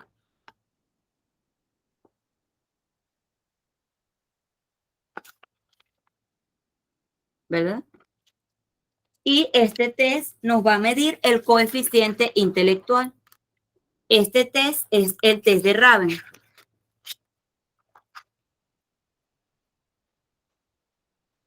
Este test va a iniciar con figuras en serie, así como esta. Usted le va a pedir a la persona, se les entrega una hojita y en la hojita ellos van a colocar solamente el número que ustedes observan acá. Se les explica, ustedes van a completar en esta primera parte cuál de estos es más similar a lo que falta aquí. ¿Quién me dice cuál es más similar?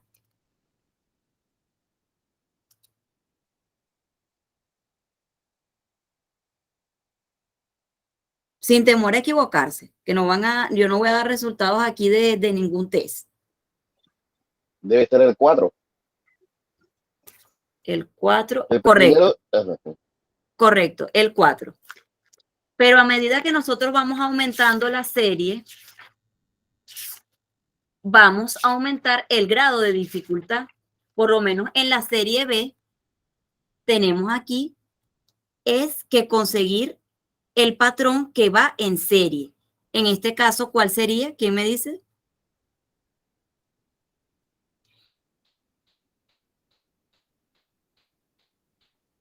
El número 2, ¿no? El número 2, muy correcto. A medida que vamos aumentando el grado, va a ir aumentando la dificultad. En este caso, tenemos que observar que también es un patrón y le tenemos que buscar la lógica al patrón. En este caso, ¿quién me puede explicar cuál sería la lógica? Estefanía, ¿quieres explicarnos cuál sería la lógica de aquí que tú buscarías, tú como psicólogo? Disculpe, profesora, lo que pasa es que tienen algo aquí encendido, entonces no sé si se escuche. Déjeme ver. Ok, ¿Cuál es la pregunta? Disculpe. ok. Yo les estoy mostrando el test de Raven. Ajá, correcto. En el test de Raven, tú sabes que vamos aumentando de dificultad. Ajá, así es. Aquí, en la parte C, ¿cómo sería para buscar la lógica en este caso? ¿Qué lógica utilizarías tú si tú fueses mi paciente para completar esto acá? ¿Cuál sería el correcto y por qué? Ok, podría ser el primero, porque primero es un aro, luego tengo 2 aros y luego tengo 3 aros. Tiene una secuencia lógica. Ok. Y también aquí vemos que el tamaño del aro, porque yo también podría decir que es el número 3. Pero si vemos el tamaño, el número 3 no concuerda. Concuerda es el número 1. Entonces, mientras más va aumentando la dificultad, mayor es la capacidad de análisis que tiene que tener la persona. Por ejemplo, yo Y eso dependiendo, lo he aplicado y sí pasaba que la persona que está haciendo el test empieza ¿sí? como a desesperarse o empieza Sí. a tomar respuestas a lo loco, porque ya Ajá. como los patrones van cambiando y va aumentando cada vez más el esfuerzo que necesita utilizar para poder Sí. realizar la prueba, empiezan a desesperarse, empiezan a comportarse raro y empiezan ya a escoger a lo loco y van pasando las páginas y escogiendo a lo loco porque ya o están muy cansados porque los test psicológicos implican Claro. utilizar muchísima energía y además de eso pues ya no saben y empiezan a enredarse con las figuras y todo eso. Me pasó con ese y con el de dominó. Ok. Bueno, en este caso tenemos aquí que fíjense ustedes, aquí sí que es una secuencia. Pero esa secuencia va aumentando el grado de dificultad hasta llegar a un grado un poquito más difícil de determinar. Por lo menos estos. ¿Qué quiero yo con esto? Que ustedes observen que también podemos medir el coeficiente intelectual de una persona para saber si la persona tiene algún grado de retardo mediante este tipo de test y mediante otro tipo de test, dependiendo de la edad. Y además de esto, hay empresas que, dependiendo del grado que ellos necesiten, ellos van a determinar si la persona está deficiente, porque nosotros acá en las correcciones tenemos lo que es los puntajes brutos y unas categorías del 10 al 15, no, al 14 o 13 es un grado deficiente. Hay empresas que no te aceptan personas con grado deficiente. Muy inferior, del 15 al 26. Inferior, del 27 al 35. Promedio bajo, del 35 al 41. Promedio, es decir, que es aceptable, está dentro de la media. Del 42 al 45. Promedio alto, del 46 al 47. Superior, del 48 al 49. Muy superior 50 y 51 y excelente 53 y 52. Con estos test también nosotros podemos determinar, aparte de con el MMPI y otros test que se pueden aplicar, si existe un grado de psicopatía. Porque recuerden que los psicópatas y los sociópatas tienen un nivel intelectual bastante alto, al igual que los Asperger. Entonces, si es muy superior, hay que hacer otros test para descartar cualquier otro trastorno que se pueda presentar. En la institución militar también nosotros aplicamos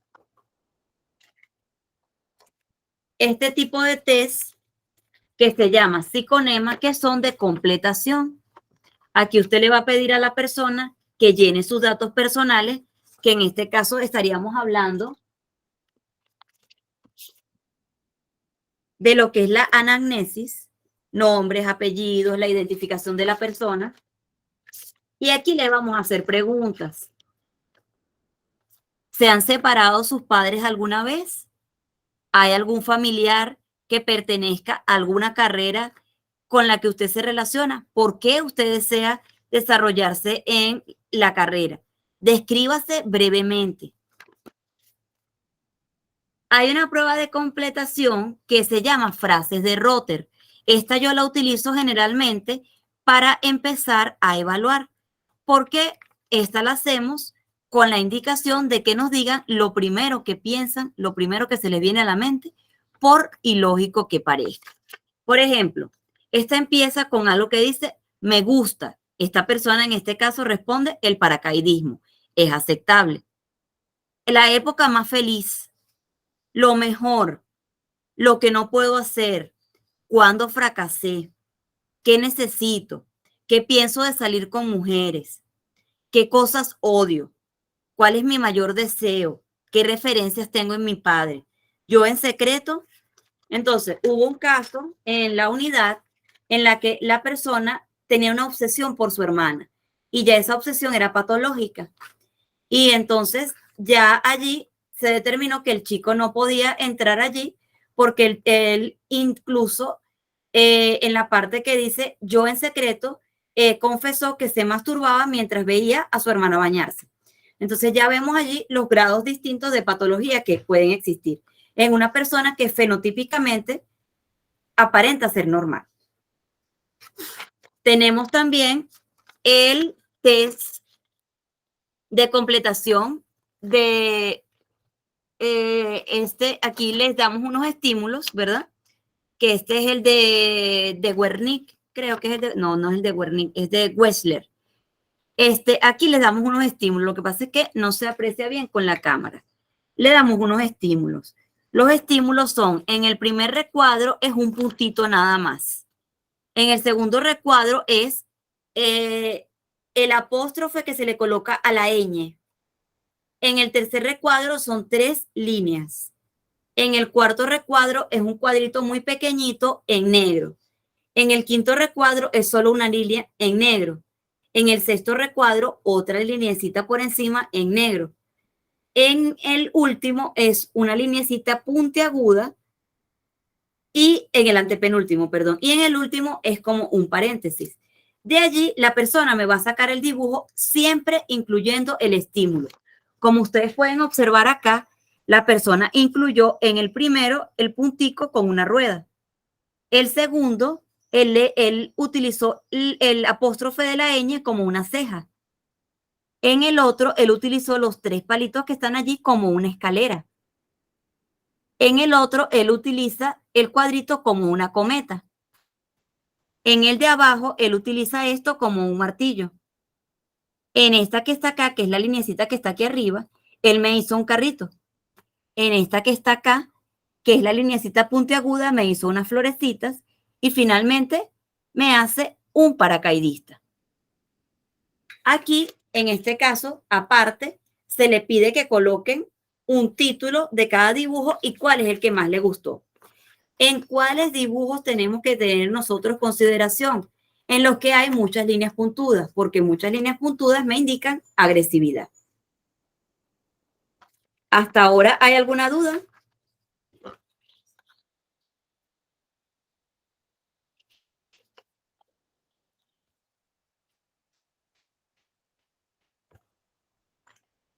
¿Vamos bien? ¿Continuamos?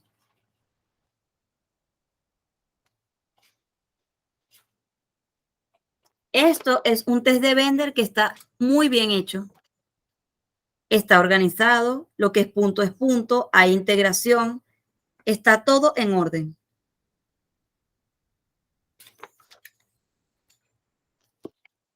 Ok, vamos a continuar. Ok, utilizamos el MMPI.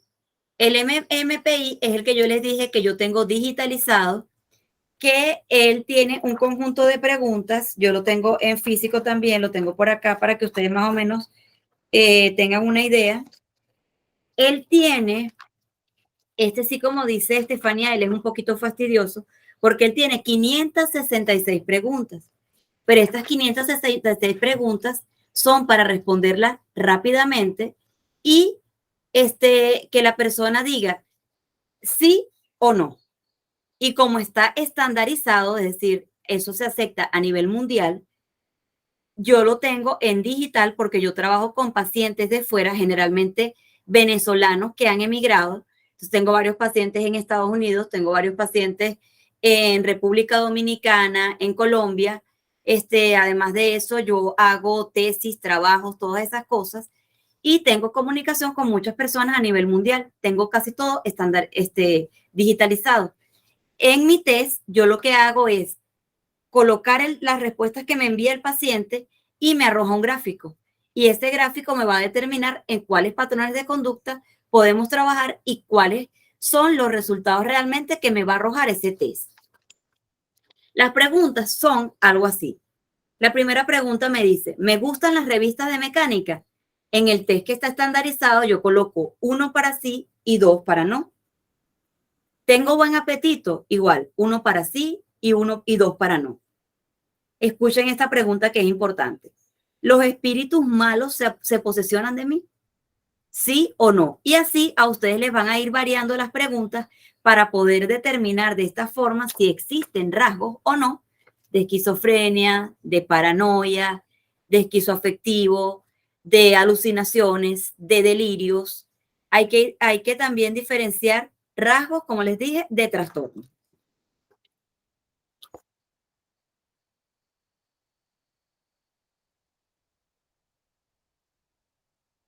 El PAI, que ese se utiliza generalmente, es para la imputabilidad. Vamos a leer un poquito acá de lo que es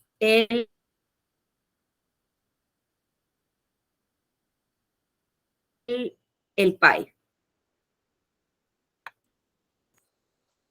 Personalidad que se parece mucho al 16PF. El 16PF es una versión simplificada del que les acabo de mostrar, que es del MMPI, pero todos son inventarios de personalidad, arrojan rasgos de personalidad. Y finalmente tenemos el MMPI-2-RF, que se aplica directamente a las preguntas relacionadas con temas de psicología forense o en grados que nosotros podamos tener de determinar si existe o no alguna culpabilidad o algún delito cometido. Hasta ahora, ¿cómo vamos?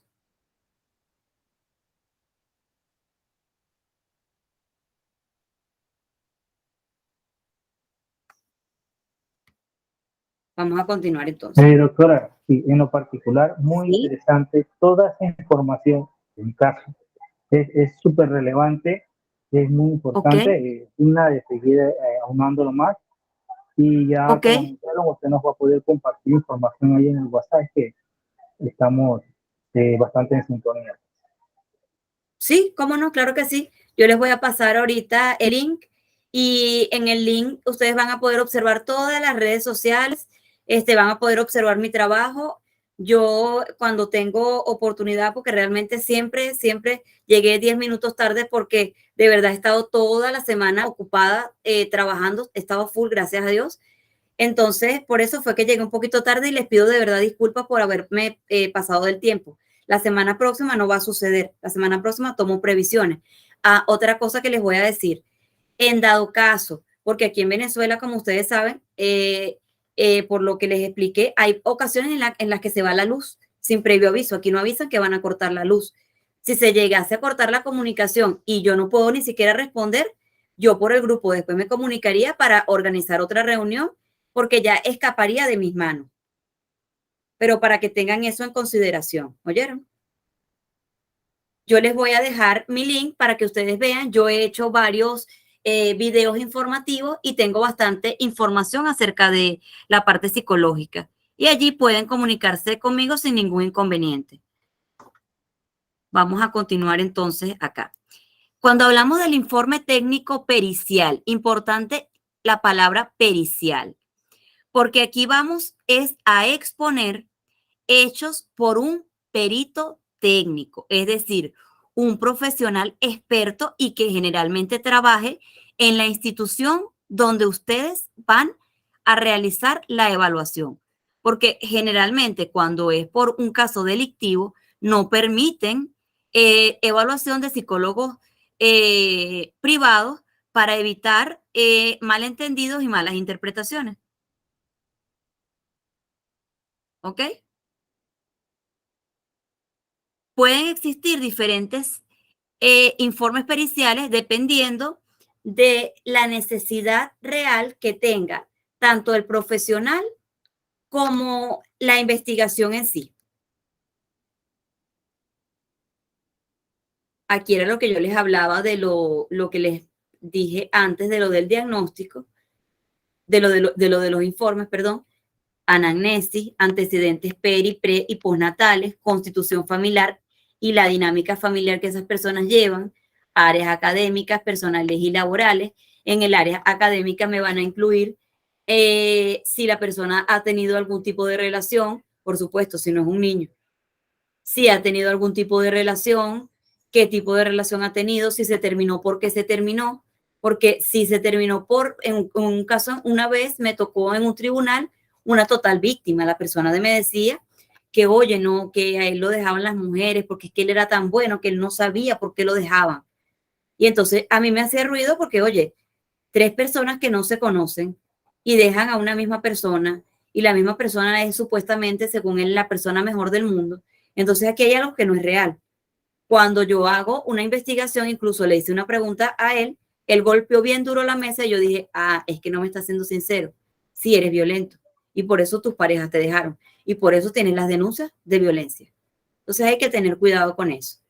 Motivo actual de consulta, el diagnóstico diferencial del que les hablaba, el diagnóstico real, finalmente las conclusiones y las recomendaciones.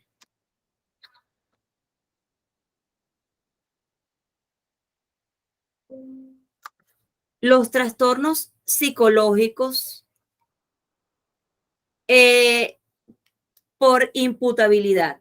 La imputabilidad es la aptitud, no actitud, es la aptitud con P, es decir, la habilidad, la destreza, el conocimiento que tiene la persona para responder ante la ley a los actos que ha realizado.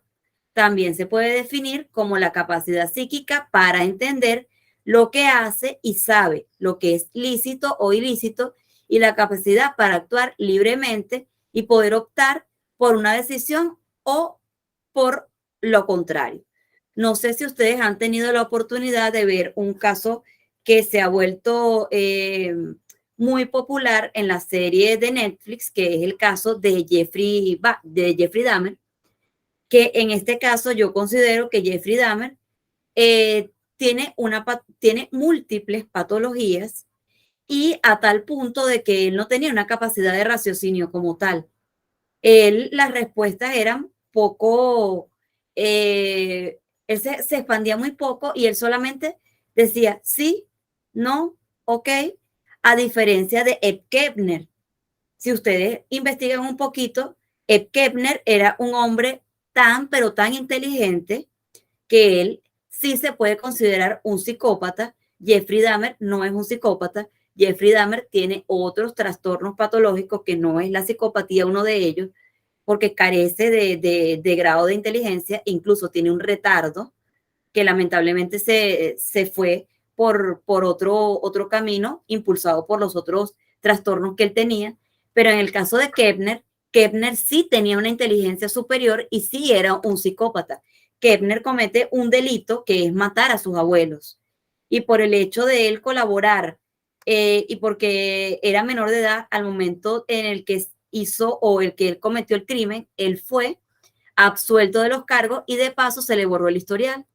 Cuando él se le borra el historial, él se hace amigo de los policías, incluso se hace amigo de la comunidad, como toda persona psicopática, aparenta ser una persona que puede ayudarte en todo para obtener tu confianza, pero resulta que él termina matando múltiples mujeres hasta que finalmente da con su blanco, que es su mamá. Abusa sexualmente del cadáver de la mamá, específicamente de la cabeza, porque la cortó por miembros, y abusa sexualmente de la cabeza de su mamá, y él mismo se entrega a la justicia, y él fue utilizado por muchos investigadores como colaborador para ser perfilador de asesinos en serie. ¿Dudas hasta el momento?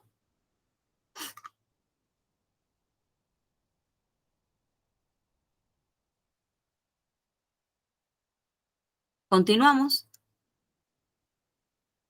Ok, vamos a continuar.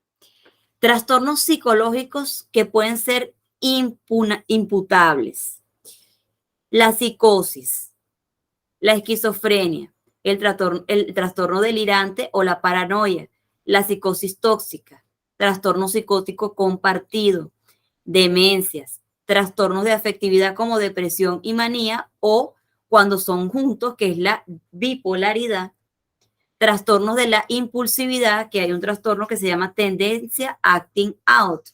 La tendencia acting out son aquellas personas que llegan y de repente explotan, te dicen 10,000 cosas y luego que explotaron ya están normales contigo como si no hubiesen hecho nada y de paso pretenden que tú estés contento y que no pasó nada, pues simplemente fue un impulso de momento, estaba molesto, explotó contigo, te pegó,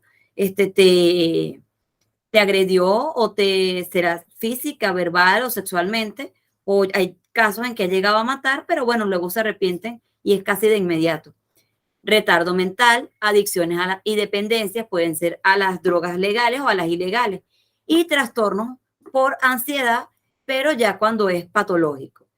Como les repito, estos casos tienen que ser estudiados por cada persona que vaya a ser imputada, cuál es el grado de cada uno de los que presenta y si no son rasgos, si son el trastorno como tal, deberían ir es para sitios especiales.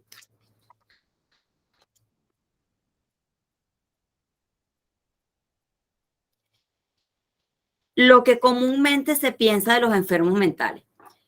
En las enfermedades mentales, el enfermo mental siempre es violento y peligroso. Todos los actos que hacen no tienen explicación. Son siempre productos de una enfermedad psíquica grave. La enfermedad mental, bueno, aquí dicen que es una realidad, pero generalmente el enfermo mental no se da cuenta porque vive su propia realidad. Ignorancia y prejuicios entre los propios médicos o especialistas. La agresividad y la violencia no siempre es fruto de un trastorno mental, porque si tú eres criado por unos pandilleros, o si tú eres criado por unos alcohólicos, o eres criado por un grupo de personas que te tratan desde niño con abusos, sean físicos, sexuales o psicológicos, generalmente tú vas a generar un patrón de conducta incorrecto.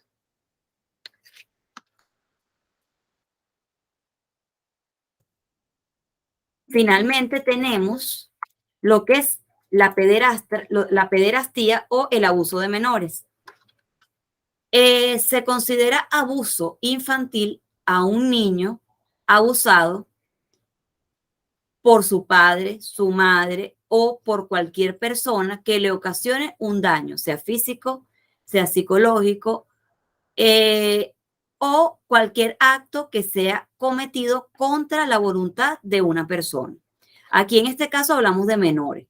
Hablamos de menores incluso de esas niñas que tienen 16 años, 17 años, aun cuando tengan cuerpo de una chica de 40 años, tienen una mentalidad de menores y el responsable es el adulto que comete el acto aun cuando sea consensuado. Cuidado con eso. Hay diferentes tipos de abuso. Hay abuso físico, hay abuso por descuido, hay abuso emocional y hay abuso sexual.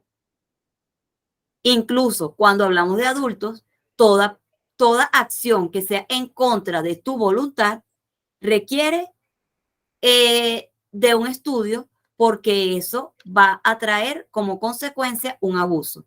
Dependiendo de la índole, va a ser clasificado como físico, psicológico o sexual. Esta ha sido toda la clase de hoy. Voy a escuchar si tienen alguna duda o algo que ustedes quieran compartir, algo que ustedes me quieran complementar, algo que me quieran preguntar.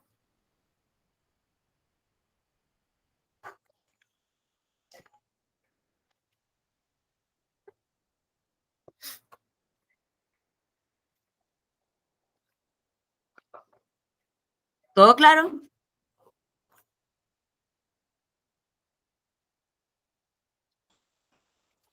Abrimos sesión de preguntas y respuestas, por favor, para culminar la clase. Alexis Ibarra, por mi parte, satisfecho. Ok, gracias, Alexis. Johnny.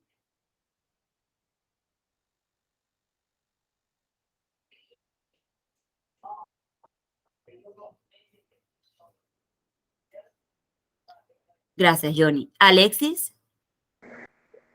Por mi parte, súper interesante la clase, muy bien llevada, los elementos que utilizó, la ejemplificación,